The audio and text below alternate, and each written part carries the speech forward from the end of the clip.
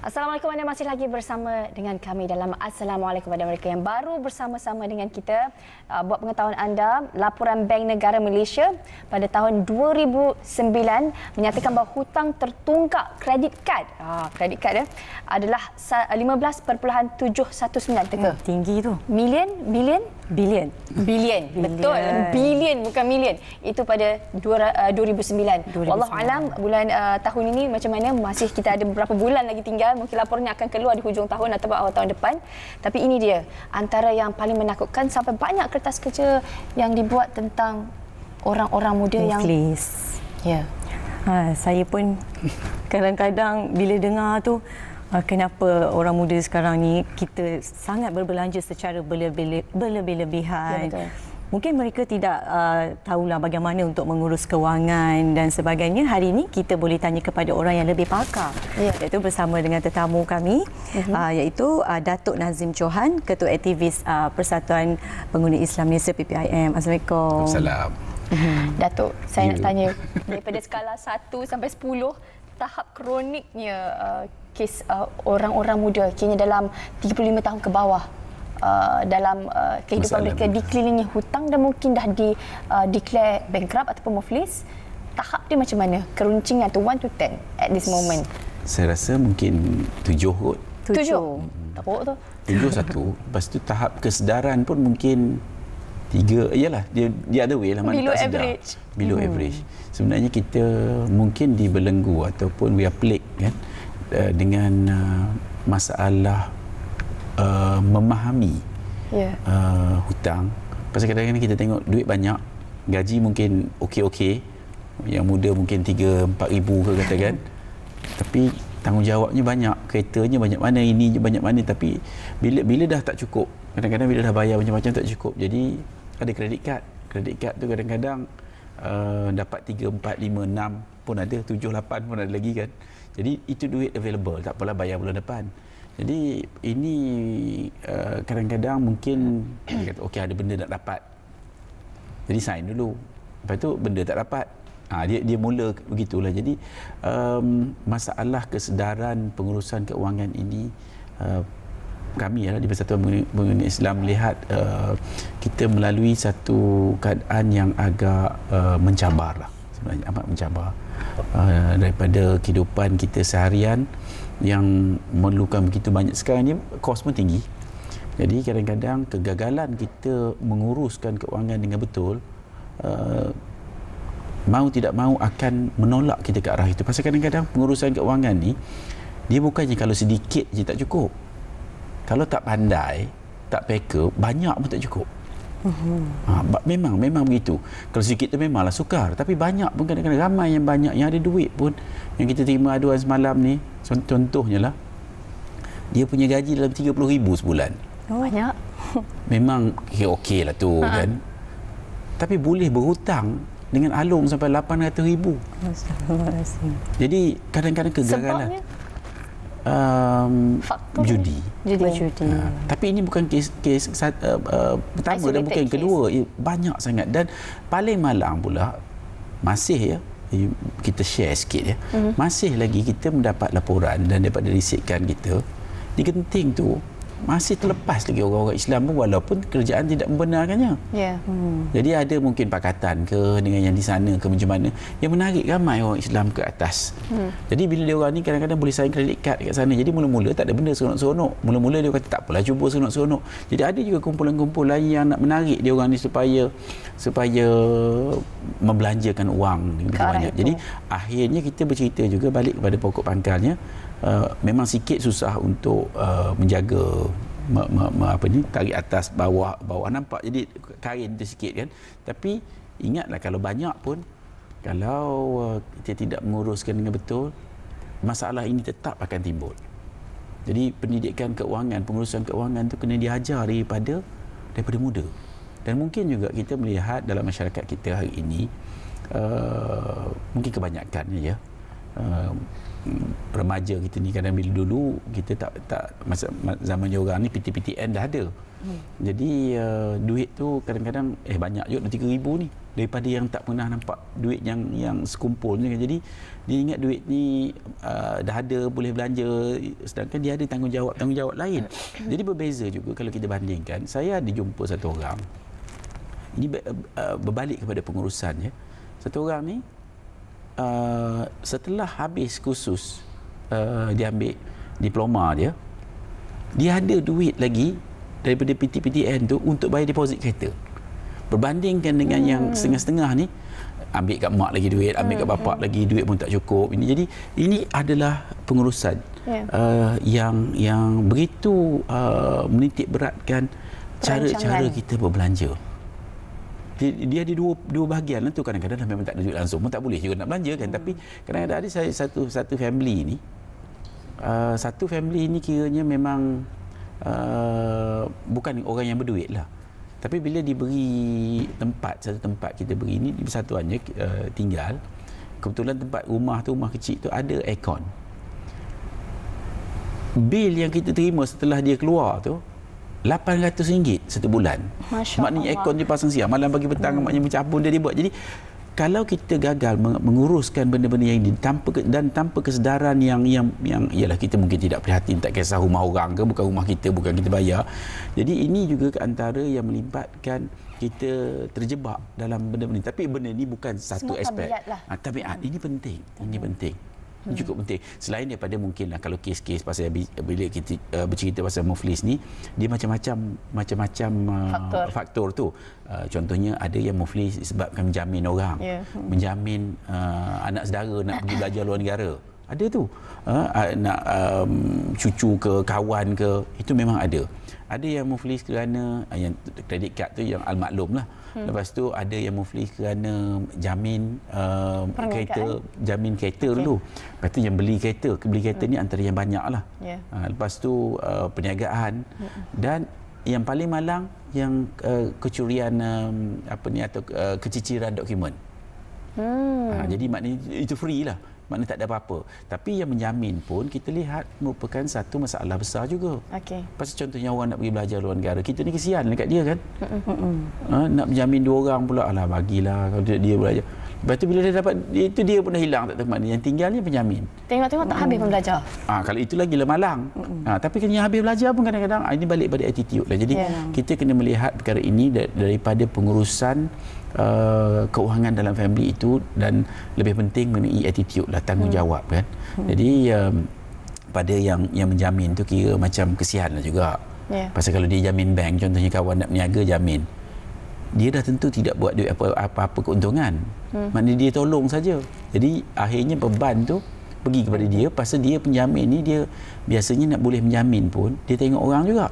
Dia kena gaji 5,000 ke apa benda. Jadi betul-betul kes naya, keuntungan tak dapat, akhirnya menanggung kerugian dan kesusahan. Jadi kita kena lihat. Tapi kalau cuba bayangkan pula, kalau semua masyarakat tak bayar jamin kalau gitu, susah juga kan.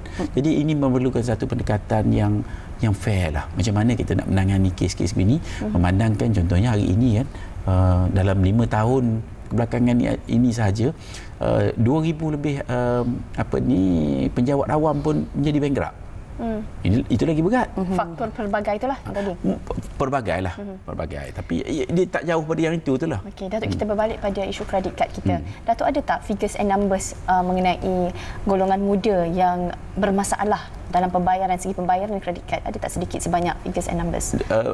Mungkin estimate kita lebih dalam, tak silap saya, dalam 5 tahun kebelakangan ini remaja ya, lebih 50,000 orang yang dibankruptkan. Dan kebanyakannya untuk tahun 5 tahun ke belakang. Mungkin daripada sekarang ni 5 calendar year lah. Ya. Jadi kita melihat ini satu benda yang amat merunsingkan. Kerana ia melibatkan produktiviti. Kalau satu orang gagal menjana pendapatan, katakan 3,000, pasal 3,000 ni di Kuala Lumpur kiranya below poverty level tu. Maknanya katakan pendapatan dia 3,000. Dah kalau 50,000 berapa million tu ya. berapa banyak produktiviti sebulan yang mungkin terjejas. Pasal biasanya bila dia bankrupt ni, dia ada masalah lah. Dia masalah kerja, masalah pinjaman dah memang tak dapat lah. Dan macam-macam lagi mereka ini perlu lalui, sehingga kan mereka tidak dapat menjana pendapatan untuk negara juga kan, untuk keluarga tu, dan jadi mereka tergolong daripada satu golongan yang menjadi beban. Itulah antara kita punya punca kadang kita cerita tentang muflis orang muda ni, dia berkait dengan dia berbelanja secara berlebihan, membayar sewa beli, dan penggunaan kad kredit. Jadi kadang-kadang mereka membelanjakan beribu-ribu berbelanja tentang yang tidak berkait dengan akademik. Keperluan. Jadi keperluan. Jadi bagaimana ataupun apa kesan kepada individu ataupun pelajar-pelajar IPT sendiri? Sudah tentu teruk. Pasal dia macam ni ya. Biasanya bila ada ini, mungkin perlu perhatian bank negara atau bank-bank yang memberi kad kredit ya. Ada graduan, setengah-setengah graduan. Bila graduate dia terus bagi kad. Limitnya tidak banyak. Limitnya mungkin 3,000. Tapi 3,000 lah permulaannya. Bila 3,000 tak boleh bayar, 2 bulan dia masuk blacklist. In fact 1 bulan pun dah masuk dia punya secret dia. Lepas tu 2 bulan, 3 bulan tak bayar, 4 bulan okey. Dia akan tambah surcharge, penalty, legal, tambah sehingga kan sampai 30,000. 30,000 cukup untuk dia menjadi bankrupt. Apa dia interest atas interest ini amat merungsingkan kita. Jadi kalau kita nak salahkan bank pun mungkin ada sedikit kesalahan kerana memberi pada orang yang tak boleh nak bayar atau belum tentu boleh bayar tanpa pendidikan, tanpa kesedaran. Tapi yang kita lihat juga adalah mungkin behavior dalam masyarakat itu sendiri. Pasal saya rasa kita, masyarakat kita masih lagi terbelenggu dengan budaya-budaya hendak bergaya, budaya-budaya hendak mengikut orang lain, mengikut Ada trend. satu kes tu, dia baru kerja, dia dapat kredit kad limit 5,000, tak banyak, satu hari dia sign habis. Lepas tu dia nak rasa, jadi lepas tu memang masalah lah. Tapi maknanya kita kalau kita nak mendidik, pendidikan ini perlu datang daripada keluarga kita sendiri. Kat sekolah kita boleh belajar, tapi banyak mana yang kita boleh belajar? Datuk, saya nak menyentuh tentang pendidikan. Sepatutnya pada waktu yang sama, sebab isunya ialah asal-asal ataupun aslinya kredit kad dikenalkan di negara kita pada awal 1970-an. Dan pada waktu ketika itu hanya diberikan kepada mereka yang berniaga, businessman yang very successful, yang guna untuk jual beli secara kredit dan sebagainya. Tapi sekarang orang muda pun kita tahu yang ramai tu. Yang tu yang ramai bankrupt tu. Jadi mungkin tidak, sebenarnya pihak bank juga perlu ada tanggungjawab. Sebab apa yang jadi kat USA sekarang ialah the bubble explode. Disebabkan bank yang tidak bertanggungjawab. Sekarang ni bank juga tidak bertanggungjawab memberikan kad kredit pada mereka yang mungkin tak mampu. Dan bagi itu tak berhenti-henti. Saya sendiri pengalaman, ada bank dia hantar cek bernilai 50,000 untuk kita hutang. Just bank in je yang tu terus cash. Jadi bayangkan, itu adalah godaan-godaan yang diberikan yang pada susah kita nak tolak dengan tu. Cara senang. Susah nak tolak kan? Tolak juga. Tolak je. Bagus. Tapi memang bukan itu, maknanya keteguhan iman tu. Kena teguh iman. Pasal bukan mudah bila kita ada duit kan, kita nampak duit boleh belanja, jadi itu kadang-kadang menyebabkan kita terpengaruh, tengok pula iklan, tengok pula macam-macam benda kan. Strict kini undang-undang yang lebih tegas dan keras. Memang bank negara pun ada buat, ada mengenakan sekarang ni katakan pendapatannya mesti lebih daripada 24,000, tapi 24,000 pun tak cukup. Tapi agak sekarang ni agak sukar sikit untuk mereka memperolehi kredit kad setelah bank negara mendapati banyak kes-kes keuangan ini bermula daripada kredit kad. Pasal kredit kad ni dia satu, dua, dia mungkin satu orang limit, dia katakan ikut gaji, mungkin 2 kali gaji ke atau sekali gaji ke ataupun gaji je 3,000. Tapi kalau 7 kredit kad dah banyak mana. Jadi ini yang menyebabkan gangguan kepada mereka nak belanja. Dan jadi malangnya ini macam kita sebut tadi, dia menjadi macam satu budaya yang hanya dengan disiplin yang kuat sahaja kita dapat menangani masalah ni. Kalau tidak, benda ni akan berterusan. Dia akan berterusan. Dan budaya ini perlu daripada rumah. Macam-macam kita tengok macam mana budaya menyimpan, macam mana budaya berjimat. Kalau kita lihat macam yang kita cerita tadi, seorang yang kira tahap miskin lah, boleh lupa diri, pasang aircon 24 jam, yang aircon pun tak pernah jumpa sebelum itu, bukankah itu satu penyakit dalam masyarakat? Maknanya dia tidak sedarkan diri, dia tidak bersyukur, semua ni lah penyakit-penyakit yang kita sering lihat dalam masyarakat hari ini. Jadi bila dah terkena, dia susah nak reverse. Dan hari ini dengan ada sistem blacklisting ni, sesiapa yang terkena maka amat sukar untuk dia keluar. Biasanya lah, pasal dia nak keluar ni, dia nak kena berniaga, nak kena ada duit, nak duit lebih kan. Jadi nak tengok dia punya rekod. Jadi benda-benda ini amat menyukarkan kita. Jadi nombor satu, ia perlu berhati-hati sebelum kena. Itu nasihat kita. Yang maknanya kalau dah kena tu, ya Rabbi, dia ada berat sikit. Jadi kalau macam kita tahulah yang mungkin berbelanja berlebih-lebihan, mungkin kita tengok antara lelaki dengan perempuan, mestilah perempuan yang banyak keperluannya, kan. Betul. Jadi mengikut statistik, adakah wanita yang lebih tinggi berbanding lelaki? Sebenarnya yang fakta tu saya rasa ya, tapi saya tak boleh kata pasal saya tidak dapat fakta. Dia dah marah dah tu. dia tapi apa pun, kalau kadang-kadang wanita tak bekerja pun dia boleh pakai suami dia punya kredit kad, so tidak menjadi masalah. I beg to differ, Datuk. Tapi saya tak nak cakap lebih. Tapi apa pun, saya ke arah betul-betul berharap pendidikan dalam family ini dapat dijalankan. Dia is a question of attitude. Attitude ni amat penting, dan mereka memahami. Kadang-kadang benda ni tak payah jauh ya. Kita tengok orang makan. Ini sensitif ni. Kita tengok orang makan. Kadang-kadang dia makannya tinggalnya ayam setengah ketul. Dia dah makanlah, dia katakan 3 suku ketul, tapi dia tinggal sikit. Itu juga merupakan refleksi daripada pendidikan di rumah. Macam saya ingat dulu, dia kata kalau makan ni, kalau tak makan 1 biji beras pun menangis, contohnya lah ya. Jadi kita kena mendidik anak-anak kita, keluarga ni, anak-anak muda yang mempunyai keluarga-keluarga muda ni, kalau boleh daripada situ itself dididik supaya kita dapat memberikan satu landasan disiplin yang benar, yang betul. Kadang-kadang kita tak perasan ni benda-benda macam ni. Elektrik tak tutup lah, nampaknya sikit. Jangan cerita elektrik, ambil semayang pun 3 beldi pun tak cukup kena air contohnya. Jadi benda ni perlukan pendidikan, dan sudah tentu peranan keluarga dalam konteks ini amat penting, dan sudah tentu keluarga juga perlu faham. Kadang-kadang keluarga pun tak faham. Kalau kadang-kadang kita lihat ini tabiatnya, kita tengok kadang-kadang saya biasa pergi ke rumah anak yatim kan. Kadang-kadang kita tengok dia orang makan roti tu kan, dia makan yang tengah, yang tepi tu pun tak makan. Jadi ini pun perlu pendidikan, pasal dia mungkin daripada yang kita makan, tapi akhirnya dia pergi kepada kehidupan kita. Macam mana kita memandu kereta kadang-kadang dengan tidak cermatnya, dengan lampu dah merah tapi jalan juga tekan minyak juga. Jadi benda ini memang sedikit, tapi benda yang sedikit lah yang membawa implikasi yang besar kepada kehidupan kita. Pasal kita tak boleh cerita, kita nak cerita pasal benda yang besar-besar saja. Contohnya ya, ada dulu anak buah kita nak berniaga, jadi kita bagikan dia, okeylah berniagalah burger yang biasa. Tapi dia tidaklah buat elok. So, bila kita kata apa ni berniaga macam ni buat betul-betul lah, disiplin betul-betul lah. Jadi apa jawapannya? Alah, berniaga kecil macam ni, bagi yang besar-besar lah pula disiplin. Jadi kan, kalau yang kecil dah nak buat, jangan harap yang besar. Jadi benda ini perlu penelitian dan perlu disiplin. Dan ini sebenarnya bukan benda main-main.